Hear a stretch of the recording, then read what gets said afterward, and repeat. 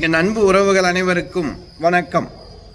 19/11/2025 புதன்கிழமை நமக்கு அமாவாசை திதி இருக்குதுங்க.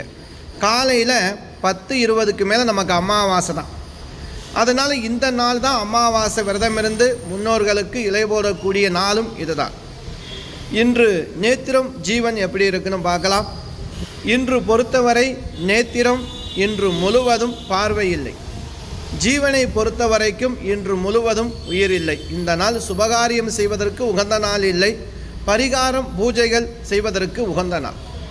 இந்த அமாவாசை நாளில் முன்னோர்களுக்காக விரதம் இருந்து முன்னோர்களை வழிபட்டு அன்று பசியோடு இருப்பவர்களுக்கு அன்னதானம் கொடுத்தோமானால் நம் வாழ்க்கையில் இருக்கக்கூடிய கர்ம வினையெல்லாம் தீரும்.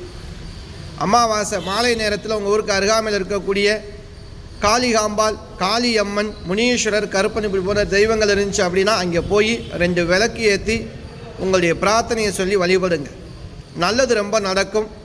புதன்கிழமையாக இருக்கிறதுனால நவக்கிரத்தில் இருக்கக்கூடிய புத பகவானுக்கு 5 நெய் தீபம் விளக்கு ஏற்றி உங்கள் குடும்பத்தில் யாராவது படிக்கிறாங்க அப்படின்னா அவங்களுடைய கல்வி நல்லா விருத்தியாக வேண்டி பிரார்த்தனை பண்ணிக்கிறங்க. கண்டிப்பாக 100% அப்படியே நடக்கும். நன்றி.